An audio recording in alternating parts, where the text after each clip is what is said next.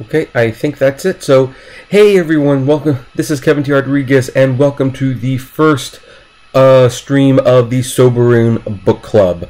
Hopefully, everything is going fine. If things aren't looking or sounding quite right, I am sure you will let me know very, very soon. So, anyway, what is the point of the book club? Well, as you probably figured out, the point of the book club is to read. It is to read a book. You know, a book that we pick throughout the month, and then we take notes, and then we come together at the end of the month or at the beginning of the next month, depending which one's first or what's more convenient, and then we discuss the book. Now, we're a few days late. The funny thing is, like, this is not the book I would have normally picked for us to read for the first meeting, but it was Halloween and it was October, so it's like, hey, yeah, let's do like a horror book, and I picked Stephen King's The Shining to read, which now it's November 4th, and so we're obviously a few days after Halloween. There was another Stephen King book that I would have much rather have had our first meeting be about, but that will probably be our next one. So here's what's going to happen. I'm going to discuss what the book is about, what I personally thought of it, and some highlights of the book, and of course, being you guys, this is a book discussion, you can actually chime in the let's see, is it here? No, it's there. There, in the chat room. That is where you can actually comment on what things you liked about the book, what things you didn't like the book, whether you want to counter some points, who knows, whatever, let's just do this. So, anyway, The Shining is a book that seems like it should not need any introduction, and yet it's kind of more known for the movie it is based off. And in all fairness, and well, not fairness, but to let you know, I do love the movie, and I've loved the movie for years. It was a Stanley Kubrick classic. I actually saw it in theaters recently with Katie, who had never seen it before, and she said it was fascinatingly creepy. Fascinatingly creepy, that's what she said. Interestingly, Stephen King did not like the movie. He said it diverged way too much from the book, and this has kind of resulted in a little bit of, you know, tug of war with fans of the book and fans of the movie, because the movie is, again, undisputedly a classic film, but it is very, very different than this. In fact, it's so different that whatever the movie meant probably wasn't what the book meant. The book, to me, is kind of a story of someone struggling with alcoholism. Really, that's what it's about. Yes, there's a supernatural element there of the young boy Danny having access to The Shining, which is some sort of psychic power that he can read other people's thoughts, and other people with The Shining can communicate with each other. And there are ghosts in the house that are trying to, well, how should we put this? They are interfering with the family's lives. They are making Jack in the novel go crazy. But is he really going crazy? That's the thing. I don't know. Now, in the future, we're not always going to be comparing the movie to the book. I see Dax Jacobson has said that the movie is awesome, and I agree. But here's what I will say. The book is written a little bit more vaguely in the sense that we are aware that there are potentially spirits, but are the spirits actual spirits, or are they personal demons with which Jack is struggling with? That is the question that I was asking throughout the whole time. And for the record, since the movie will probably be brought up, here's how I was reading it. I was reading it, and it's like, okay, it starts off okay. Then you get to like there, it's like, okay, we're at the hotel. We're in the hotel, still having issues. I think it's about at this point in the book that I even realized, okay, where are the twin girls? Where's the weird stuff? I mean, it's really quite different. Basically, this book is like reading a family with cabin fever. There is the father, the mother, and the son. And then there's the imaginary spirit of the son, who is named Tony, who seems to come and go to warn Danny about things, and, you know, it just sort of does that. Dax says King can't make good TV and movies. Well, Stephen King is an author. He writes books. He writes novels. I know he directed that one movie that wasn't very good, but I don't know. Again, Stephen King's talent lies in his writing. And Stephen King books don't necessarily make good Stephen King movies. Hence why I think Stanley Kubrick changed so much of this when he made the movie. Because I think he was reading the book, and the pacing in this is awfully, awfully slow. For a book that has a reputation of being really creepy and thrillingly scary, there's an awful lot of talking. And it's very slow to get to points. Like, for example, most of the conflict comes whether or not Jack is actually an abusive father, and whether or not his family will ever forgive him, because one day Jack got so stinking drunk, he lifted Danny by the shoulder, and Danny has his, like, I think, 8-year-old son. I think he's 8. He might be 9 by the time we're joining in the novel. And dislocated the shoulder, and the main theme is that there has been some serious trust lost as a result of that incident, and it's never been regained. And what you're reading, for the most part, is a story about a husband and wife who are never completely on the same page because she doesn't trust him. He feels slighted by her because she doesn't trust him. And then you have Danny, who understands what both of them are thinking, but he is smart enough to know that to reveal that information might be to reveal too much information. So that is where most of the conflict comes from. In other words, The Shining, believe it or not, is not necessarily a book that succeeds because it is a horror book, but because it is a family drama with horror elements. Which, that is not something I say about the movie. The movie is clearly a horror movie. Clearly a horror movie. Now then, before I continue, does anyone have anything to chime in on my assessment of what this is really about? What's The Shining about to you? I see there's like 5 people watching. That's fine, you know, new series and all that jazz. Okay, so Dax Jacobson said, the less he has to do with the movies and TV shows, the better.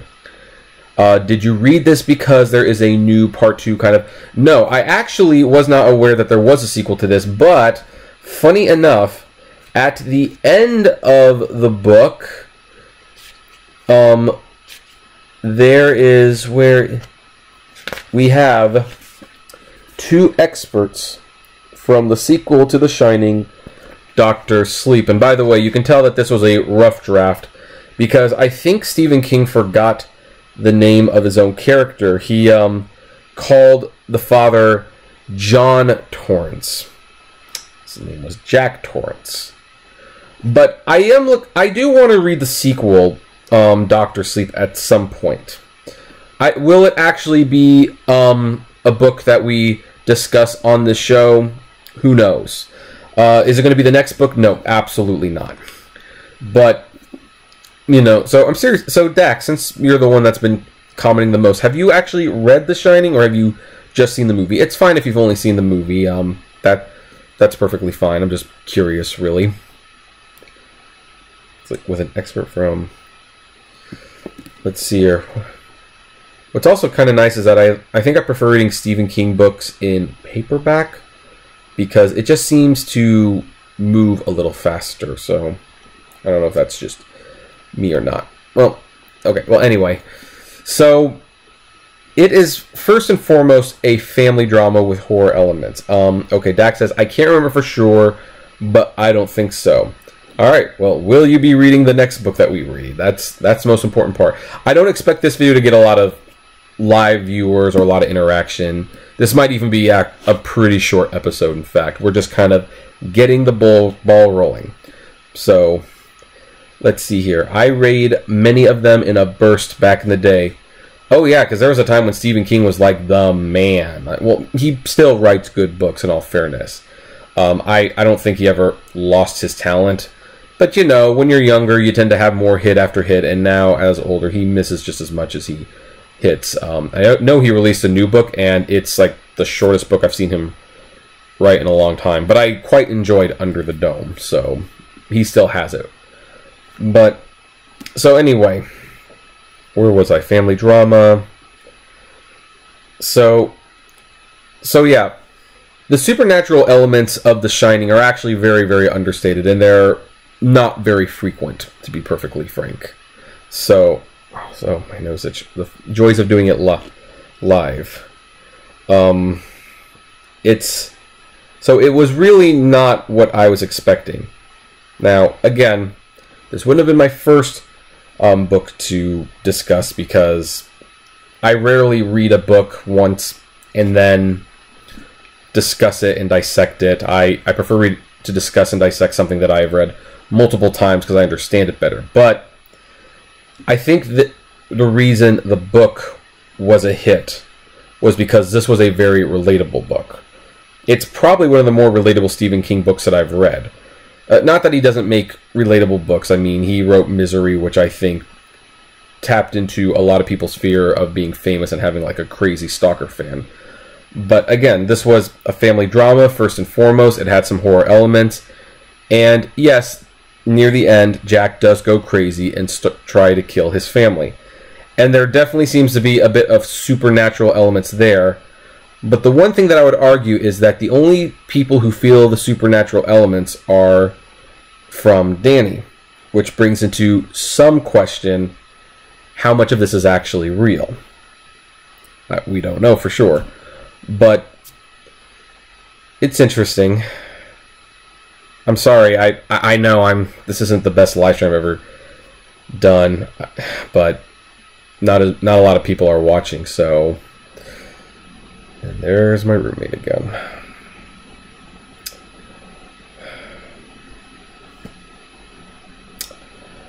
And I lost my groove. Just like that, I lost my groove.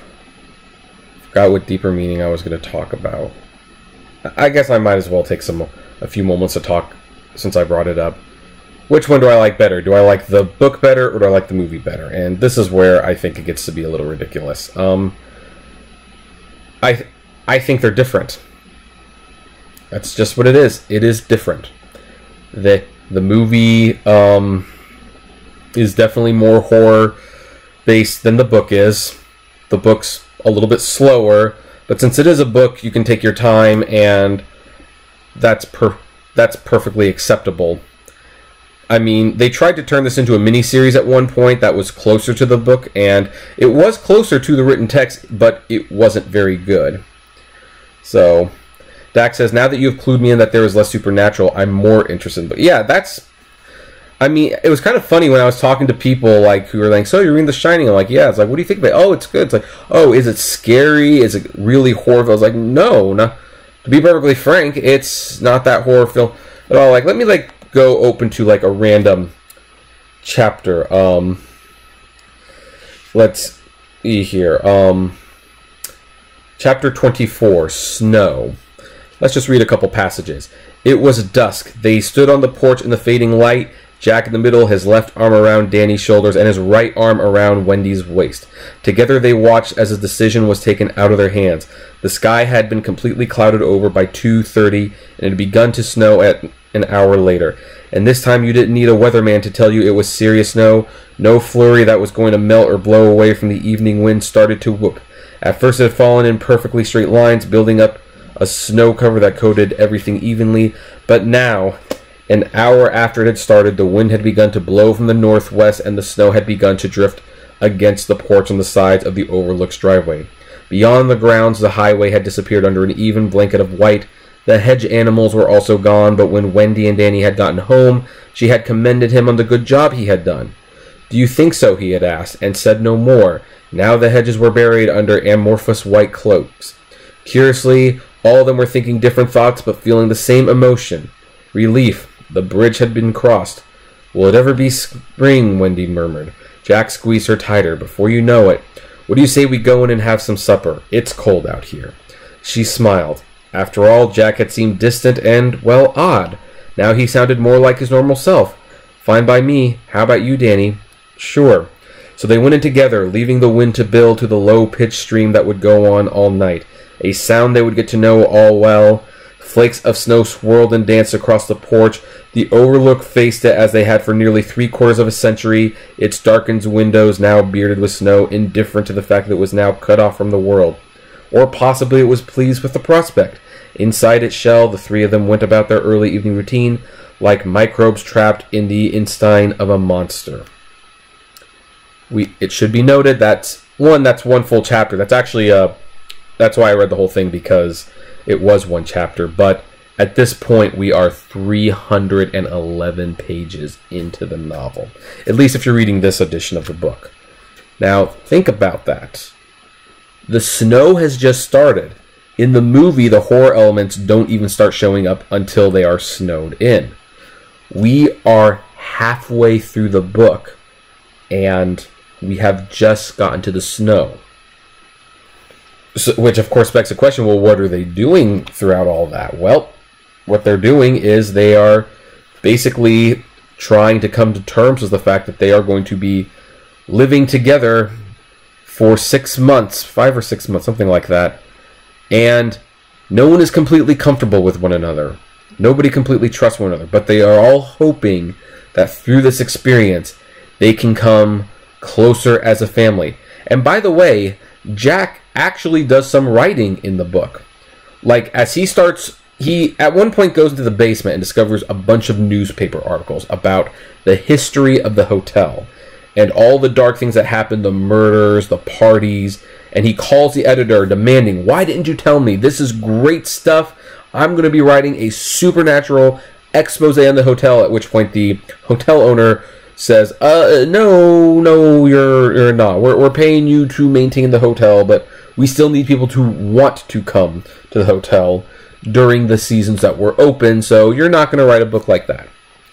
It should be noted, by the way, that the inspiration of The Shining was based off a real hotel in Colorado that Stephen King stayed at. He checked in one night, and there was no one else in the hotel except him and his wife. And he came up with the story of The Shining while he was walking through the halls of this empty hotel, essentially. So there you go. So so you get halfway through the book. There's no supernatural elements. What happens when you get to like now? It's not that it's not completely scary, because like here's a little bit of a passage of page 467. Actually, no, that's a bad example. Let's not do that one. I think this one should do it. In the basement. Oh, hey, Queen Brooksy, how you doing? She says, movie is scary, book is full of suspense, very different. Yeah, let's hear. Do they actually classify what this book is? See, they classify it as horror. I think that's a little on the misleading side. This is not a horror-filled book. That said, when we get later on in the book, it does at one point get a little creepy. So, in the basement, and just to let you know what I'm kind of pointing at here, in these brackets, that is when there's like an inner voice speaking to one of the characters, and it constantly interrupts the flow of the narrative, the descriptions, the dialogue, the thoughts, kind of like how real, lingering thoughts would actually interrupt, which I thought was brilliant. So it's like, the boiler, the goddamn boiler. The thought came into Jack Torrance's mind, full blown, edged and bright, warning red, on its heels, the voice of Watson. If you forget, it'll just creep like it's not you. Not in your family will end up on the effing moon. She's rated for 250, but she's blown up long before that now. I'll be scared to come down and stand next to her at 180. He'd been down here all night, poring over the boxes of old records, possessed by a frantic feeling that time was getting short, and he would have to hurry. Still, the vital clues, the connections that would make everything clear eluded him. His fingers were yellow and grimy with crumbled old paper, and he'd become as absorbed as he hadn't checked the boiler once. He dumped it the previous evening around 6 o'clock when he first came down. It was now. He looked at his watch and jumped up, kicked over the stack of old invoices. Christ, it was 4:45 in the morning. Behind him, the furnace kicked on. The boiler was like a groaning, whistling sound. He ran to it. His face, which had been thinner in the last month or so, was now heavily shadowed with beard stubble, and he had a hollow concentration camp look. The boiler pressure gauge stood at 210 pounds per square inch. He fancied he could almost see the sides of the old patched and welded boiler heaving out with its lethal strain. She creeps. I'll be scared to come down and stand next to her at 180. Suddenly, a cold and tempting inner voice spoke to him. Let it go. Go get Wendy and Danny and get the F out of here. Let it blow sky high. And you see, what I love about passages like this, what I really love about passages like this, is that this is why Stephen King is ultimately a good author. I know he writes, like, popular things, like, really popular things, and people, like, criticize him for that. And yet, here it is. He's talking about kicking over bills and going to a furnace, and yet the tension is building, but not a whole lot is happening. And yet, it's concerning. There's that dread that something is just around the corner. Something very bad is about to happen. And I love how he writes that. I just love how he writes that. And, by the way, it should be noted that at this point, it will be just 25 pages before a very, very gripping finale. And it should be noted, because I know it's a cliche in movies, but what was his name? What was his name? Let me look it up. The guy who goes to save him, Hollenbred, was that his name? What was his name? Halloran, yeah, Halloran. He was the African American cook in the movie. Now, in the movie, he gets struck with an axe and killed, which unfortunately is a bit of a stereotype in horror movies. I'm not going to lie. And yet, in the book, he does get struck with the axe, but he survives. He survives to help save the day. That is a change that I definitely disagreed with Kubrick on. If he wasn't going to contribute to the rescue, I don't know why he was there, to be perfectly frank. So, there you have it. I'm just noticing that the chat, which should be on the screen and should be pointing here, isn't here, so I guess that's just not working. But ultimately, what did I think of The Shining? Well, The Shining is definitely a very good book. It's a very suspenseful book. But again, I consider it more of a family drama with horror elements, not an outright true horror book. Let me put it this way. I've read books that King has written that are way, way scarier than this one. And with that, since there's not a lot of people really just talking in the chat, and maybe next time I'll have to start earlier or whatever, we're going to end that, 22 minutes. We went longer than I thought. I was hoping to go longer, but again, I was hoping that the conversation would go back and forth. So anyway, here's what's going to work in the future. I'm going to put a link to our Facebook group in the comments below, or the links below. Please join the Facebook group, and you'll want to join for a couple of reasons. First of all, you can discuss the book with other readers before the live stream event, so that you guys can bring up points, argue certain things. It's just fun. Secondly, a week before the live stream, I will be dropping a visual clue on what the next book title is going to be. So you'll want to be there and see if you can actually guess what the next book will be. Now, I didn't have time to do that for this, so the next book we will read, by the way, is going to be another Stephen King book, and this is one that I would have rather started with, and I couldn't find the actual book because of the, you can just never find it when you need it, but we're going to be reading Stephen King On Writing. And On Writing is kind of two books in one, if you will. It's Stephen King's memoir of his career, but it's also a love letter to writing and why we love to read and why it's important to read and important to write. I think it's the best book I've ever read about why reading can be so much fun. So I would like to discuss that. So hopefully we will have a more appropriate border. Hopefully I can figure out the chat thing. But if you want to join us for the discussion next time, check out Stephen King's On Writing. Read it. We will be back here. I'll schedule it, but I would assume near the end of November or early December. In the meantime, comment below, like, favorite, share, subscribe.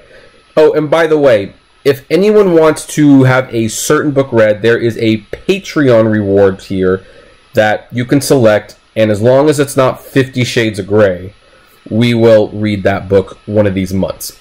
Probably the month after, but for the first few months, I've got the books planned while we're building this. Oh, and let's see here. Also, join our Facebook group, and as always, flame responsibly. Have a good one. For those of you who did watch, even if you didn't comment, thank you for joining us, and I will see you next time.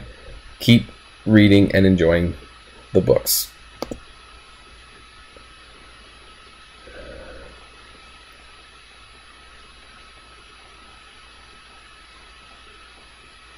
So did that stop it?